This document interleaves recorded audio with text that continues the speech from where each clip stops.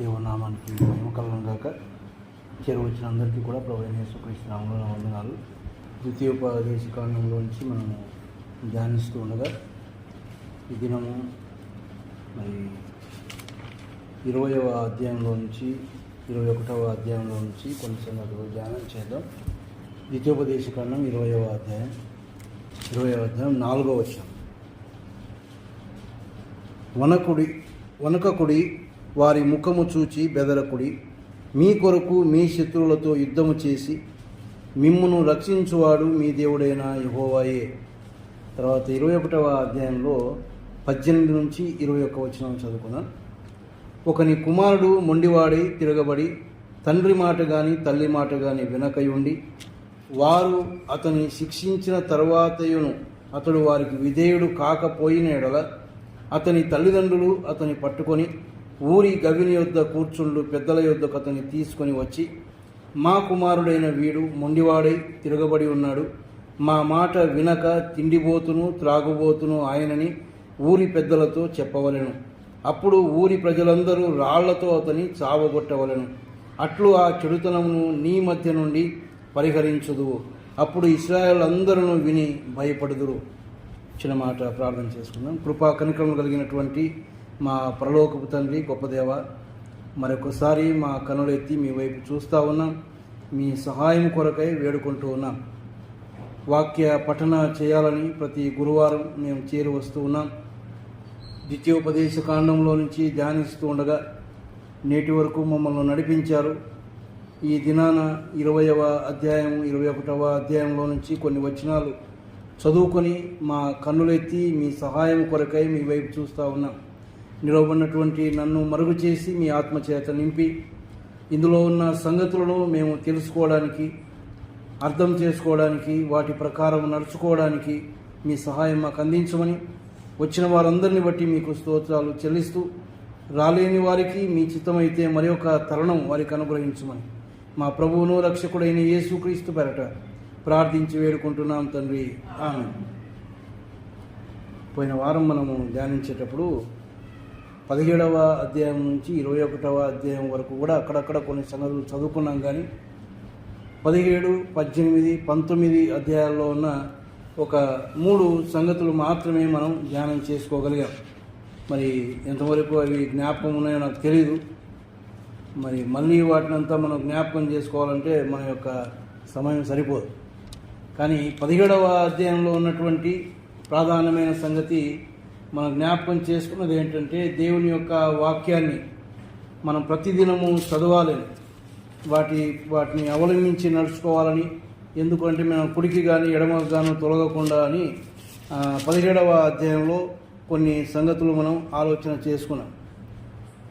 ఆ తర్వాత 18వ అధ్యాయంలో విగ్రహాలకు లేక అన్య ఆచారాలకు మనం దూరంగా ఉండాలని, ఆ తర్వాత 19వ అధ్యాయంలో ఆశ్రయ పురములను గురించి చాలా క్లుప్తంగా ధ్యానం చేసుకొని ముగించుకున్నాం. మరి 20వ అధ్యాయం 21వ అధ్యాయంలో ఇప్పుడు చదువుకున్న మాటలే అప్పుడు కూడా చదువుకున్నాం. కానీ వాటిని ధ్యానించుకోవడానికి మనకు సమయం సరిపోలేదు కనుక ఈ దినాన వాటిని గురించి మనం క్లుప్తంగా ధ్యానం చేసుకున్నాం. 20వ అధ్యాయంలో మనం చదివినటువంటి 4వ వచనం కాకుండా పై నుంచి కూడా మనం చదివితే శత్రువుతో చేసేటటువంటి ఒక యుద్ధం గురించి మనం అక్కడ చూస్తాం. శత్రువులు ఆనాడు మరి అక్షరార్థకంగా ఇశ్రాయేలుకు ఉన్నారు. వారు ఆ యొక్క ప్రయాణంలో, కనాను ప్రయాణంలో ఉన్నప్పుడు వారికి శత్రువులు ఎదురైనారు. ఆ శత్రువులతో వారు పోరాడుతూ వచ్చారు. కానీ అయితే పోరాడింది వారు కాదు, వారి పక్షముగా దేవుడు ఉండి యుద్ధము చేసినటువంటి సంగతిని మనం చూస్తాం. వారు అలాగే ఆ సమయాల్లో ఎలాగైతే వారి యొక్క కనాను యాత్రలో శత్రువులతో యుద్ధం చేశారో, దేవుని పిల్లలమైనటువంటి మనం కూడా ఈ పరలోకపు యాత్రలో ఉండగా మనకు ఒక శత్రువు ఉన్నాడు. అపవాదే మనకు పెద్ద శత్రువు. వానితో మనకు పోరాటం ఉంది. వారు కనాను చేరేంత వరకు కూడా వారు యుద్ధం చేసినట్టుగా మనం చూస్తాం. కనానులో కూడా కొంతమంది ఉన్నారు, వారిని పాలదోలినటువంటి సంగతి కూడా మనం చూస్తాం. కాబట్టి పరలోకానికి చేరేంత వరకు కూడా మనకు శత్రువు ఉన్నాడు. వానితో పోరాడి మనం జయించవలసినటువంటి వారమై ఉన్నాం. దేవుడు అదే మన నుంచి కోరుకుంటా ఉన్నాడు. మనము ద్వితీయోపదేశకాండం గురించి చెప్పుకున్నప్పుడు 5వ అధ్యాయం నుంచి 26వ అధ్యాయం వరకు కూడా దేవుడు మన నుంచి ఏమి కోరుకుంటూ ఉన్నాడో, లేక ఆనాడు ఇశ్రాయేలు నుంచి ఏమి కోరుకున్నాడో ఆ సంగతులు ఉన్నాయని ధ్యానం చేసుకున్నాను. కాబట్టి దేవుడు మన నుంచి కోరుకునే మరి ఒక సంగతి ఏంటంటే, శత్రువు ఉన్నాడు, వానితో పోరాటం ఉంది, కానీ వాడిని జయించాలి. వానితో ఓడిపోకూడదు, మనం జయించాలి. పోనీ జయించమని ఊరికే చెప్తా ఉన్నాడా అంటే లేదు, ఆయన అభయం ఇస్తూ ఉన్నాడు. ఏమంటా ఉన్నాడు? మీరు భయపడవద్దు. పైన ఆ మాటలు మనం చూస్తాం. 20వ అధ్యాయం 1వ వచనంలో, నీవు నీ శత్రువులతో యుద్ధమునకు పోయి గుర్రములను రథములను మీకంటే విస్తారమైన జనమును చూచినప్పుడు వారికి భయపడవద్దు అంటారు. పోనీ భయపడవద్దు అని ఊరికే ఉన్నాడా అంటే, ఐగుప్తు దేశంలో నుండి నేను రప్పించిన నీ దేవుడైన యెహోవా నీకు తోడై ఉండును. నేనుంటాను నీతో పాటు, నీకు ముందుగా నేనుంటాను. ఇంకా ఆయన ఉంటే మనకేమని చెప్పండి. రోమీయులకు రాసిన పత్రిక 8వ అధ్యాయం 31వ వచనంలో ఒక మాట ఉంటుంది, ఇట్లయిన మనం ఏమందుము, దేవుడు మన పక్షముగా ఉండగా మనకు విరోధేవుడు అని. ఆయనే మన పక్షంగా ఉంటే మనకి ఇంకా విరోధేవుడు ఉంటాడు.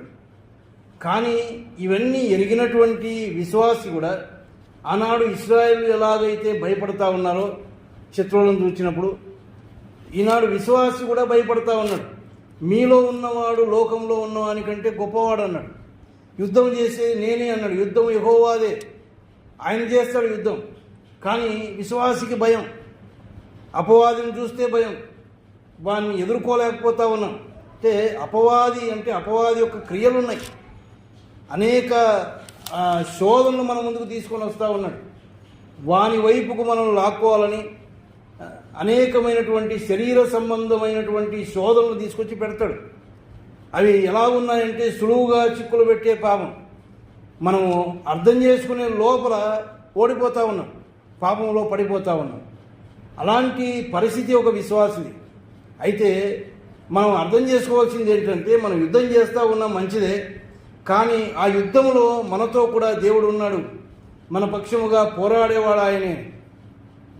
నేను ఇంతకుముందు కూడా కొన్నిసార్లు మీకు జ్ఞాపకం చేసింది ఏంటంటే, ఈ యొక్క పోరాటం అనేది ప్రభువును చేరేంత వరకు మనకు ఉంటుంది.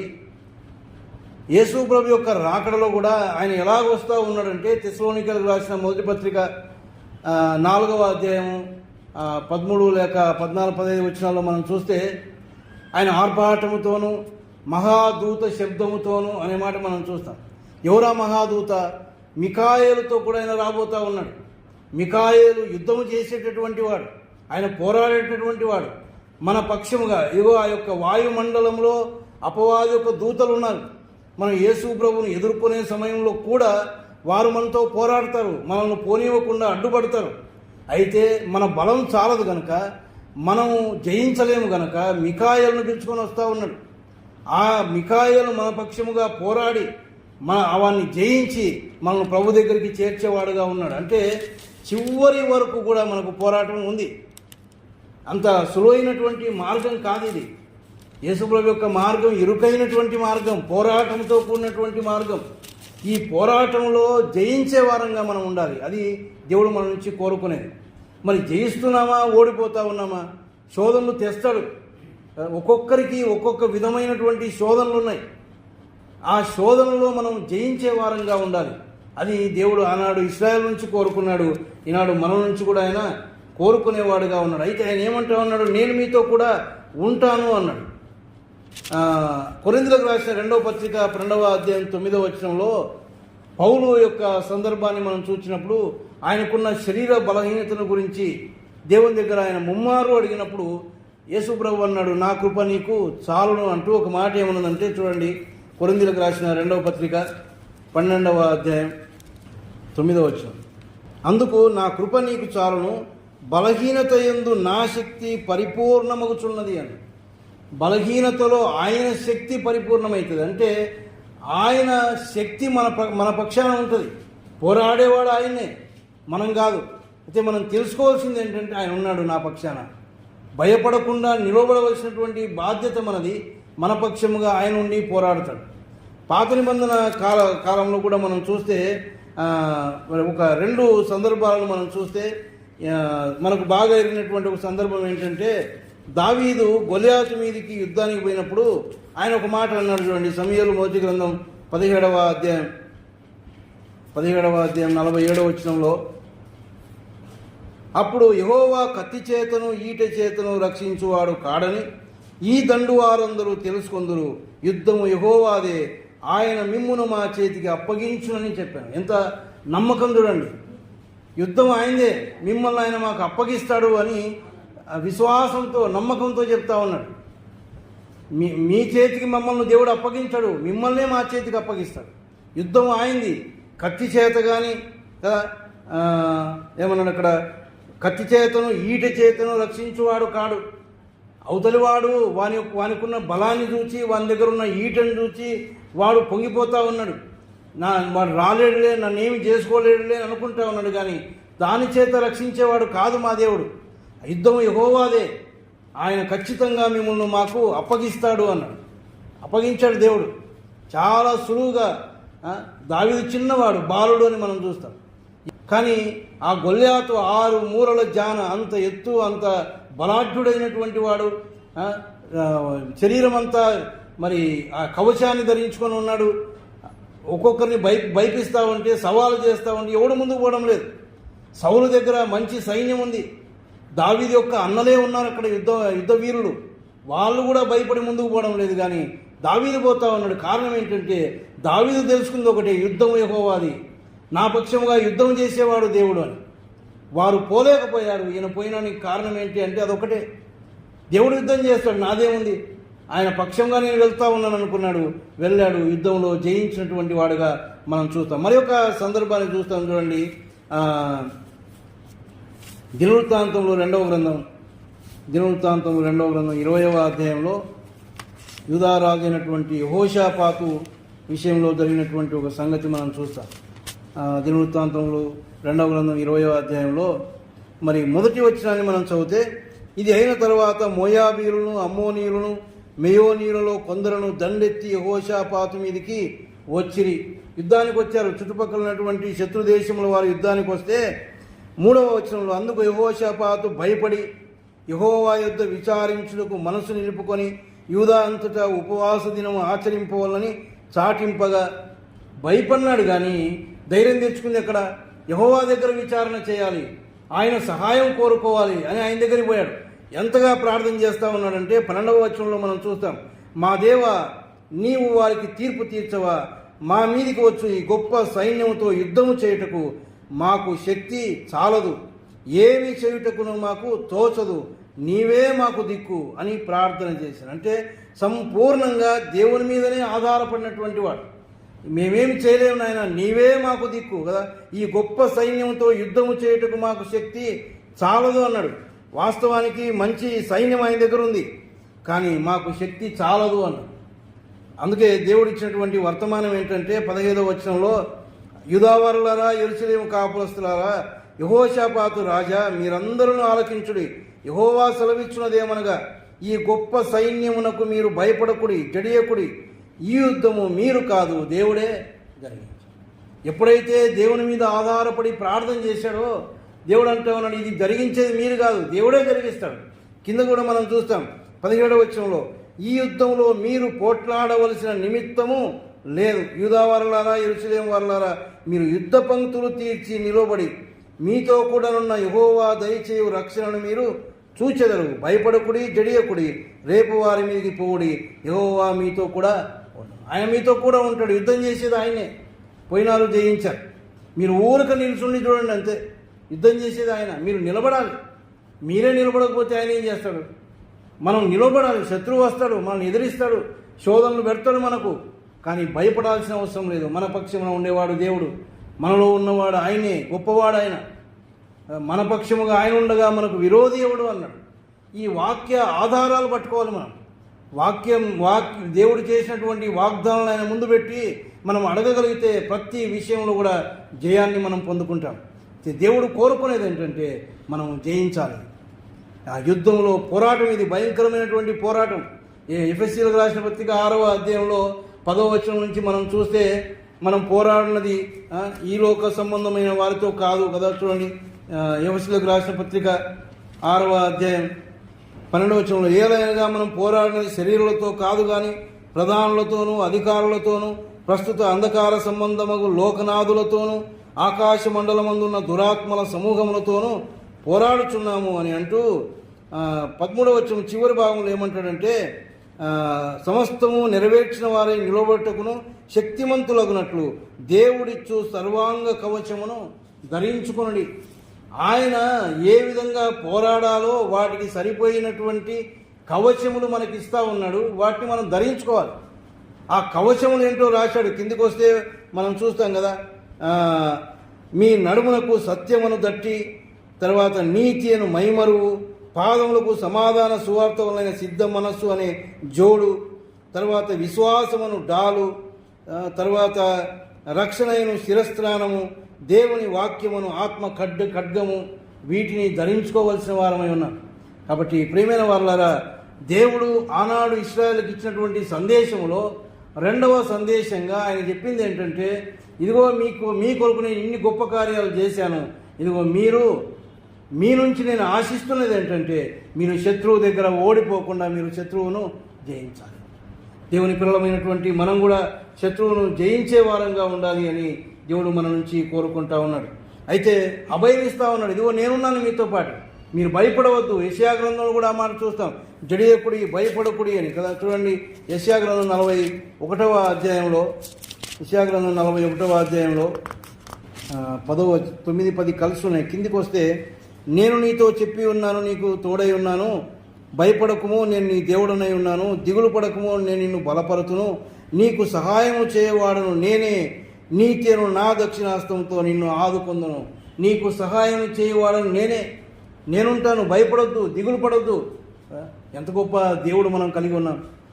యుద్ధం చేయండి, శత్రువు వస్తూ ఉన్నాడు, మీరు యుద్ధం చేయండి అని మనం వదిలిపెట్టడం లేదు.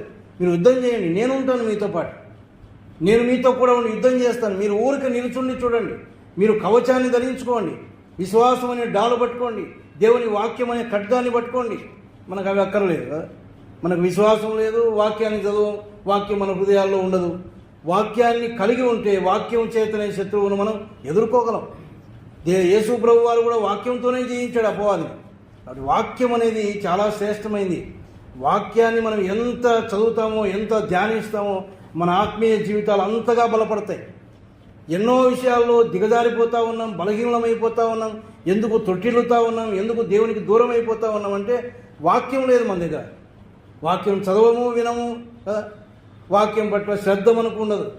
దాన్ని బట్టే మనం దిగజారిపోతా ఉన్నాం. వాక్యం అనేది మనకెంతో అవసరమైనటువంటిది అని చూస్తాం. రెండవదిగా 21వ అధ్యాయంలో నుంచి మనం కొన్ని వచనాలు చదువుకున్నాం. 21వ అధ్యాయం, ద్వితీయోపదేశకాండం 21వ అధ్యాయంలో 18 నుంచి మనం చదువుకున్నాం కదా. అక్కడ మనకు అర్థమయ్యేది ఏంటంటే 4 వచనాలు ఉన్నాయి. ఒకని కుమారుడు మొండివాడై తిరగబడిన అని కొన్ని సంగతులు మనం చదువుకున్నాం. అక్కడ కుటుంబంలో ఉండవలసినటువంటి క్రమశిక్షణ లేక కుటుంబంలో ఉండవలసిన పరిశుద్ధత, దాని గురించి అక్కడ మనం చూస్తాం. కుటుంబంలో క్రమశిక్షణ ఉండాలి. ఏ కుటుంబం ఇది? దేవుడు ఏర్పరచుకున్నటువంటి కుటుంబం. దేవుడు మనల్ని ఏర్పరచుకున్నాడు, మనకంటూ ఒక కుటుంబం ఉంది. అసలు కుటుంబ వ్యవస్థ అనేది కూడా దేవుడు ఏర్పరిచిందే. నరుడు ఒంటరిగా ఉండటం మంచిది కాదు అన్నాడు. సాటి అయినటువంటి సహాయాన్ని ఇచ్చి జతపరిచాడు. మీరు ఫలించి అభివృద్ధి పొందండి అన్నాడు. అంటే ఆయన ఆశ ఏంటంటే మనం ఫలించాలి, మనం ఆయన కోసం జీవించాలి, ఆయన నామ మహిమార్థమై మనం జీవించాలి. అది ఆయనకున్నటువంటి ఒక ఆశ.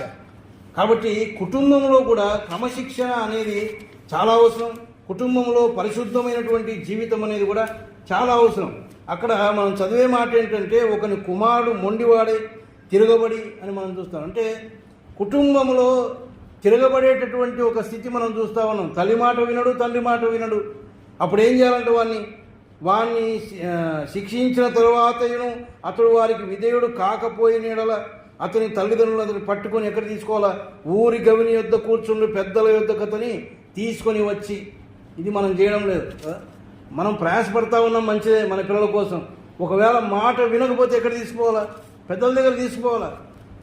మనకి ఎవరు పెద్దలు? దేవుని మందిరంలో ఉన్నారు, దేవుని సంఘంలో సహోదరులు ఉన్నారు, పెద్దలు ఉన్నారు, కాపరులు ఉన్నారు. వారి దగ్గరికి తీసుకొని రావాలి. ఇదిగో నా కుమారుడు వినడం లేదు మాట, నేను వానికి ఎంత బుద్ధి చెప్పినా వాడు వినడం లేదు, శిక్షించినా మాట వినడం లేదు. అసలు అప్పుడున్న కాలంలో ఏమంటా ఉన్నాడంటే, వాడు వినకపోతే లాస్ట్కి ఏం చెప్తా ఉన్నాడు, అప్పుడు ఊరి ప్రజలందరూ రాళ్లతో అతని చావగొట్టవలను, అట్లు ఆ చెడుతనమును మీ మధ్య నుండి పరిహరించాలి. దేవుడు మొత్తానికి కోరుకునేది ఏంటంటే పరిశుద్ధత కలిగి ఉండాలంతే. ఏ విధంగానైనాను శిక్షించైనా సరే ఆ యొక్క చెడుతనాన్ని మీ మధ్యలోంచి తీసేయాలి. మీలో ఉండకూడదు, మీ కుటుంబంలో ఉండకూడదు. మీరు పరిశుద్ధులుగా ఉండాలి, మీ కుటుంబం పరిశుద్ధంగా ఉండాలి. అది దేవుడు కోరుకునేటటువంటిది. అందుకోసం ఏంటంటే రాళ్లతో కొట్టి చంపాలంటా ఉన్నాడు. ఆ విధంగా ఎందుకు కొట్టమంటా ఉన్నాడంటే కొట్టి చంపమంటా ఉన్నాడు. ఎందుకు? అది అక్షరార్థంగా ఆనాడు చెప్పాడు, కానీ ఈనాడు మనకు అర్థం కావాల్సింది ఒకటే, దాని వలన చెడుతనాన్ని మనం తొలగించుకోవాలి, చెడుతనం అనేది ఉండకూడదు అని. నేటికి దేవుడు తన దాసుల ద్వారా వర్తమానం ఇచ్చి కొన్నిసార్లు ఇచ్చే వర్తమానం కఠినంగా అనిపిస్తుంది. ఏమబ్బా ఈ అన్న ఇటు మాడుతున్నాడు అని కఠినమైనటువంటి మాటలు కొన్నిసార్లు వస్తాయి. ఎందుకు? దాని ద్వారా మనం చక్క చేయడానికి, మనము దేవుని యొక్క మార్గంలో నడవడానికే. లూకాసు వార్త 15వ అధ్యాయంలో తప్పిపోయిన కుమారుడు ఉన్నాడు కదా, తండ్రి దగ్గర నుంచి తప్పిపోయాడు. నా ఆస్తి నాకు ఇమ్మని అడిగి తీసుకొని వెళ్ళిపోయాడు. వెళ్ళిపోయి దుర్వ్యాపారం చేసి ఉన్నదంతా పాడు చేసుకున్నాడు. ఇంకా అన్నీ పోయినా ఏమి లేదు, ఉన్న ఆస్తి అంతా పాడు చేసుకున్నాడు. అంతా అయిపోయినాక ఇంకా తినడానికి తిండి లేదు. ఎక్కడ పెరిగాడు? తండ్రి దగ్గర ఉన్నప్పుడు అనేక మంది సేవకులు ఉన్నారు, అనేక మంది పనివారు ఉన్నారు, వారికి కూడా మంచి తిండి ఉంది. అటువంటి స్థలంలో ఉన్నవాడు లోకాశలకు గురైపోయి తండ్రి దగ్గర పొట్లాడి తండ్రి దగ్గర తన ఆస్తిని తీసుకొని వెళ్ళిపోయి దూరదేశానికి వెళ్ళిపోయాడు. మళ్ళీ దగ్గర కూడా లేడు, దూరదేశానికి వెళ్ళిపోయి ఇష్టానుసారంగా ఖర్చు చేసి చివరికి తిండికి లేక అప్పుడు ఏం చేసినాడు? పని వెతుక్కుంటూ వెళ్తే ఏం పని దొరికింది? పందులు కాసే పని. వాస్తవానికి యూదులకు పందులు అంటే అసహ్యం, పందులు జోలికి పోరు వాళ్ళు, పందులు అంటే అసహ్యం వాళ్ళకి. అటువంటిది ఆ పందుల దగ్గరికే పోయి వాటితో సహవాసం చేయాల్సిన పరిస్థితి ఏర్పడింది. చివరికి అవి పొట్టు తింటా ఉంటే ఈ ఆకలికి తట్టుకోలేక ఆ పొట్టు తినాలని ఆశపడ్డాడు. అవి ఊరుకుంటాయా? పందుల మధ్య పోతే దోషి పడేస్తే అంత అంటే అటువంటి హీనమైనటువంటి దశకు వచ్చిన తర్వాత అప్పుడేం గుర్తొచ్చింది? తండ్రి గుర్తొస్తా ఉన్నాడు. అప్పుడు తండ్రిని జ్ఞాపకం చేసుకున్నాడు, తను చేసిన తప్పేంటో జ్ఞాపకం చేసుకున్నాడు. అక్కడ జ్ఞాపకం చేసుకొని ప్రయాణం, కనీసం అప్పుడైనా మనకి బుద్ధి వచ్చింది. కానీ కొంతమంది మనం దేవుని పిల్లలకు అప్పుడు కూడా బుద్ధి రావడంలే. హీనమైనటువంటి స్థితికి పోయినాక కూడా దేవుడు జ్ఞాపకం రాడు. కానీ ఆ కుమారునికి కనీసం ఆ సమయంలోనన్నా తండ్రి జ్ఞాపకం వచ్చాడు. తండ్రి దగ్గర ఉన్నటువంటి తిండి జ్ఞాపకం వచ్చింది, తండ్రి దగ్గర ఉన్నటువంటి సేవకులు పనివారు వారికి ఉన్నటువంటి తిండి ఇవన్నీ జ్ఞాపకం వచ్చాయి, తండ్రి ఇండ్లు జ్ఞాపకం వచ్చింది. అటువంటి స్థితిని నేను వదిలిపెట్టి వచ్చానే అని ఇప్పుడు బయలుదేరిపోతా ఉన్నాడు. ఏమని అక్కడ అడగడానికి పోతా ఉన్నాడు. తండ్రి, నేను నీకు విరోధంగా పరలోకానికి విరోధంగా నేను పాపం చేశాను అని చెప్పడానికి బయలుదేరి వెళ్తావు. నీ కుమారుని అనిపించుకోవడానికి నేను యోగ్యుని కాదు, ఇవన్నీ మాటలు సిద్ధపరచుకొని వెళ్తా ఉన్నాడు. ఏం చెప్పాలన్నా మా తండ్రికి? భయమే కదా. మొత్తం తెచ్చుకున్నాడు, ఆస్తి అంతా పాడు చేసుకొని పోతా ఉన్నాడు. తండ్రి స్వీకరిస్తాడో లేదో తెలీదు. స్వీకరించకపోతే ఏంది పరిస్థితి? అందుకే నన్ను కుమారునిగా నువ్వు స్వీకరించకపోయినా పర్వాలేదు, ఒక దాసునిగా నీ పనివానిలో ఒకనిగా పెట్టుకో అని అడుగుదామని పోతా ఉన్నాడు. కానీ తండ్రి ప్రేమ ఎలాంటిది తెలుసా? వాడు ఇంకా దూరముగా ఉండగానే గుర్తించాడంటే, వాడు పోయినప్పటి నుంచి కూడా, కుమారుడు దూరమైనప్పటి నుంచి కూడా బయట నిలబడి చూస్తూ ఉన్నాడు. నా కుమారుడు ఎప్పుడు వస్తాడా, నా కుమారుడు ఎప్పుడు వస్తాడా? పరలోకపు తండ్రి కూడా అంతే. నువ్వు నేను దూరం అయిపోతే ఆయన వదిలిపెట్టేవాడు కాదు. నా కుమారుడు మళ్ళీ ఎప్పుడు నా దగ్గరకు వస్తాడా అని ఆశతో ఎదురు చూస్తూ ఉన్నాడు. వాడు దూరంగా ఉండగానే గుర్తుపట్టాడు. వాస్తవానికి ఎవరు గుర్తుపట్టలేదు. ఎందుకు? అన్నీ పోగొట్టుకొని పందులు తినే పొట్టు దగ్గర పోయినాడంటే వాని బట్టలు ఎట్లున్నాయో తెలియదు, వాని జుట్టు ఎట్లుందో తెలియదు, వాడు అసలు స్నానం చేసుకున్నాడో లేదు తెలియదు, వాని పరిస్థితి ఎంత ఘోరంగా ఉందో తెలియదు. కానీ తండ్రి మాత్రమే గుర్తుపట్టగలిగాడు. తండ్రికి తెలుసు కుమారుడు ఎవరు, కుమారుని నడక తండ్రికి తెలుసు, కుమారుని యొక్క చూపు తండ్రికి తెలుసు, ప్రతిదీ తండ్రికి తెలుసు. దూరంగా ఉండగానే గుర్తుపట్టి పరిగెత్తుకొని పోయి కౌగలించుకొని మెడ మీద బుద్ధు పెట్టి పిలుచుకున్నాడు. ఎందుకు ఆయన పరిగెత్తుకొని పోయి కౌగలించుకున్నాడంటే ఇదో ఎందుకు అంటే ధర్మశాస్త్రం ప్రకారం తండ్రిదండ్రులకు విరోధంగా తప్పు చేసిన వాడిని రాళ్ళతో కొట్టి చంపాలి. ఇప్పుడు ఊరి వారంతా ఏం చేస్తారు? వాడిని రాళ్ళతో కొడతారు. కాబట్టి ఏ రాయి కూడా నా కుమారుని మీద పడడానికి వీల్లేదు. పరిగెత్తుకొని వెళ్ళి కౌగులించుకున్నాడు. ఇప్పుడు ఆ రాళ్ళతో కొడితే ఎవరికి పడాలి? తండ్రికి పడితే దెబ్బలు. ఎంత ప్రేమ తండ్రి ప్రేమ! ప్రేమైన వల్ల మన పరలోకపు తండ్రి ప్రేమ కూడా అంత గొప్పది. మనం శిక్షించబడ్డానికి ఆయన ఇష్టపడలేదు. మన మీదకి రావాల్సిన భయంకరమైన శిక్ష ఉంది, కానీ ఆ శిక్ష ఆయన భరించాడే కానీ మన మీద ఒక్క ఏటు కూడా పడలేదు. ఆయన ఒక్క దెబ్బ కూడా మన మీద పడలేదు. అది ఆయన ప్రేమ. కుమారుని చేర్చుకున్నాడు అన్నాడు, విందు చేశాడు, వానికి ఉంగరం పెట్టాడు, మంచి చెప్పులు తొడిగించాడు. ఆ సంగతులని మనం అక్కడ చూస్తాం. కాబట్టి కుటుంబంలో ఒక శిక్షణ ఉండాలి, కుటుంబంలో క్రమశిక్షణ ఉండాలి. అది దేవుడు కోరుకుంటున్నటువంటిది. మన పిల్లలు లేక మన భార్య, మన కుటుంబం అంతా దేవునిలో ఉండాలి. చూడండి, అప్పట్లోనే ద్వితీయోపదేశకాండంలో ఒక మాట మనం చూస్తాం. ద్వితీయోపదేశకాండం 6వ అధ్యాయం 6-7 వచనాల్లో మనం చూస్తే, నేడు నేను నీకు ఆజ్ఞాపించు ఈ మాటలు నీ హృదయంలో ఉండవలను. అంటే మొదట ఎవరి హృదయాల్లో ఉండాలా? మన హృదయాల్లో ఉండాలి. తల్లిదండ్రులమైన మన హృదయాల్లో ఉండాలి. ఆయన ఆజ్ఞలు మన హృదయంలో ఉండాలి. తర్వాత ఏం చేయాలంట? నీవు నీ కుమారులకు వాటిని అభ్యసింపజేసి, ముందు మనం నేర్చుకుంటే కదా వాళ్ళకి నేర్పించేది. ముందు మనలో ఉండాలి ఆయన మాటలు, తర్వాత వాళ్ళని కూర్చోబెట్టుకొని మనం అభ్యసింపజేయాలి. అందుకే కుటుంబ ప్రార్థన ఎందుకు చెప్తా ఉన్నామంటే, కుటుంబ ప్రార్థన అనేది అది ఒక ఏమంటారు నారుమడి, చాలా మొట్టమొదటి దశ అది. మనం అక్కడనే ఒక సంఘం అక్కడ ప్రారంభించబడాలి, కుటుంబంలోనే. ఉదయం ప్రార్థన, సాయంకాలం ప్రార్థన, ఉదయాన్నే ప్రార్థనతో మన యొక్క కార్యక్రమాన్ని ప్రారంభించాలి. రాత్రి ప్రార్థనతో దాన్ని ముగించాలి. వారిని కూర్చోబెట్టుకొని మనం వాక్యం చదివి వినిపించాలి, ప్రార్థన చేయాలి, వారికి నేర్పించాలి. వారికి చదవడానికి రాకపోతే నేర్పించాలా, ప్రార్థన చేయడానికి రాకపోతే నేర్పించాలా, సాయంత్రం కూడా కూర్చోబెట్టాలా. ఇది మన బాధ్యత. వినకపోతే ఏం చేయాలి? 4 దెబ్బలైనా వేయాలి అంతే. తండ్రి శిక్షించని కుమారుడు తండ్రికి విరోధి అవుతాడు. ఏమనుంటుంది సామెతల గ్రంథంలో అనుకుంటే ఆ మాట ఉంది, బెత్తము వాడని కుమారుడు. బెత్తము వాడని, బెత్తం అంటే శిక్షించాల. బెత్తంతో కొట్టడం వలన తప్పులేదు. తండ్రి చావాలని ఏ కుమారుని కొట్టడు. తండ్రి ఎందుకు కొడతాడు? క్రమశిక్షణలో ఉండాలని, వాడు మంచి నేర్చుకోవాలని కొడతాడు, కానీ చావాలని ఏ తండ్రి కొట్టడు. బెత్తము వాడని తండ్రి కుమారునికి విరోధి, వానికి శత్రువు అయిపోతాం మనం.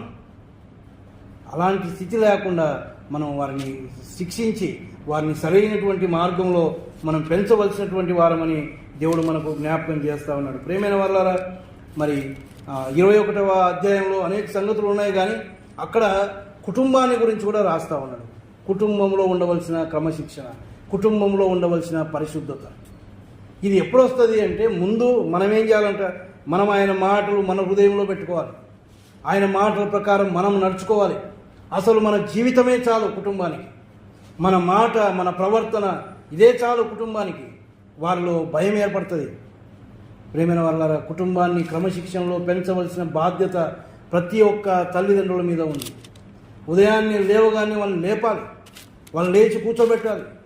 వాళ్ళ ముందే మనం వాక్యాన్ని చదవాలి, ప్రార్థన చేయాలి, వారికి నేర్పించాలి.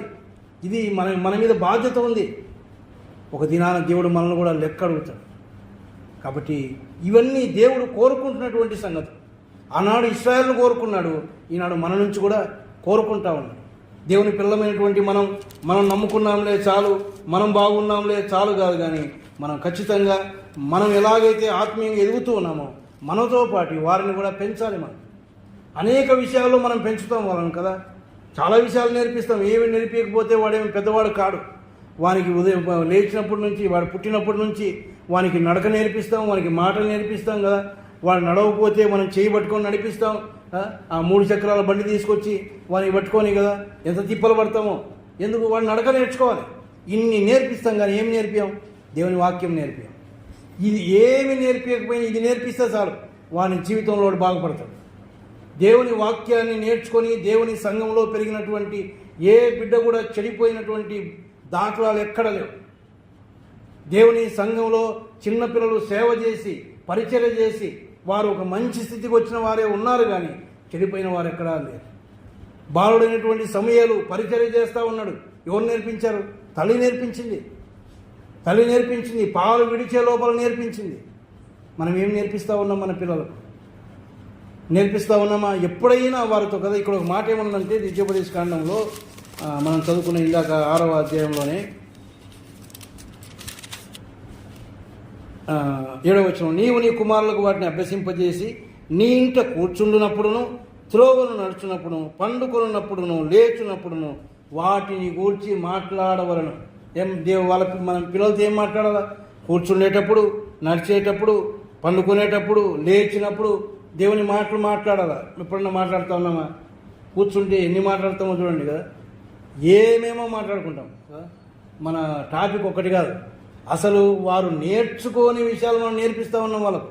కొన్ని సంగతులు వాళ్ళ ముందు మాట్లాడకూడదు, కానీ వాళ్ళ ముందు మాట్లాడతాం. అది మనకున్న జ్ఞానం.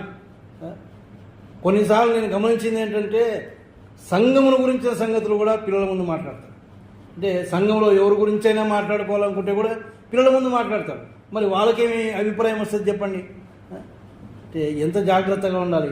పిల్లల ముందు మనం మాట్లాడాల్సింది దేవుని యొక్క వాక్యం. పండుకునేటప్పుడు, అసలు పుట్టిన తర్వాత ఒక చిన్న వయసుకు వచ్చిన తర్వాత వాళ్ళను ఉయ్యాలు వేసి పాట పాడుతూ ఉంటాం కదా. ఏం పాట పాడుతూ ఉన్నామో చూడండి. మరి ఏం పాట పాడుతామో తెలియదు. ఎన్నో వచ్చి మనకు వేరే పాటలు కానీ దేవుని పాటలు రావు. దేవుని పాట పాడుకుంటా వాళ్ళను ఉయ్యాలు ఊపుతామా అంటే తెలియదు. సరే, వాళ్ళ దగ్గర మా కథలు చెప్పాలి కదా. కొంచెం పెద్దగా అయినాక వానికి కథలు చెప్పాలి. అనగనగా ఒక రాజు ఉన్నాడు. రాజు 7 మంది కుమారులు ఉండి 7 మంది ఏటికి పోయి చేపలు పట్టుకుంటే ఒక చేప ఎండల ఈ కథ చెప్తాం. కానీ ఇక పెద్ద కుమారుడు చిన్న కుమారుడు ఉన్నాడురా, పెద్ద కుమారుడు ఇట్టున్నాడు, చిన్న కుమారుడు ఇట్టున్నాడురా అని చెప్తాము. ఎప్పుడన్నా సమయాల గురించి ఎప్పుడన్నా చెప్తా ఉన్నామా? ఇక ఒక చిన్న పిల్లవాడురా 5 రొట్టెలు 2 చిన్న చేపలు తీసుకొచ్చి యేసుప్రభుకి ఇచ్చినారా, ఇట్లాంటి కథలు ఎప్పుడన్నా చెప్పినామా?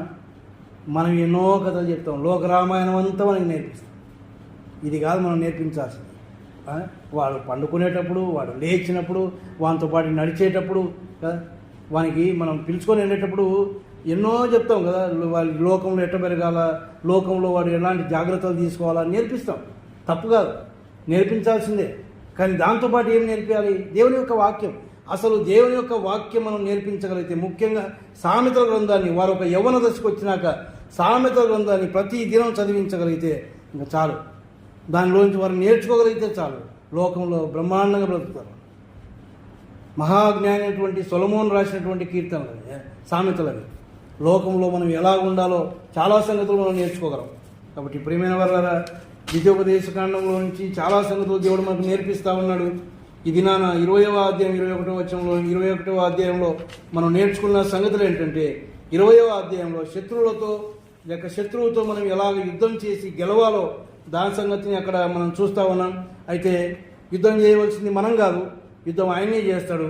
ఆయన మీద ఆధారపడాలి మనం, అంతే. ప్రభువా నువ్వు నాతో పాటు రా నాయన, నాతో ఉండు ప్రభువా. ఉదయాన్నే లేచి ఆ ప్రార్థన చేసుకుంటే చాలు, ఆయన మనతో ఉంటాడు. యుద్ధం చేసేది ఆయనే.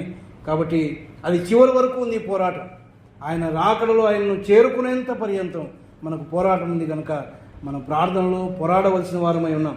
అలాగే కుటుంబం విషయంలో కూడా కుటుంబ క్రమశిక్షణ, కుటుంబంలో పరిశుద్ధత కలిగి మనం జీవించవలసినటువంటి వారమై ఉన్నాం కనుక ఇలాంటివన్నీ మనం మనసులో పెట్టుకొని ఆయన రాకడ సమీపిస్తూ ఉండగా నమ్మకంగా ఆయన కొరకు జీవిస్తూ మనల్ని మనం సిద్ధపరచుకుంటూ మన కుటుంబాలను సిద్ధపరిచి ఆయన రాకడలో మనం అందరం కూడా ఆయన ఎదుర్కొనే వారంగా ఉండడానికి దేవుడు తన కృప అనుగ్రహించును గాక.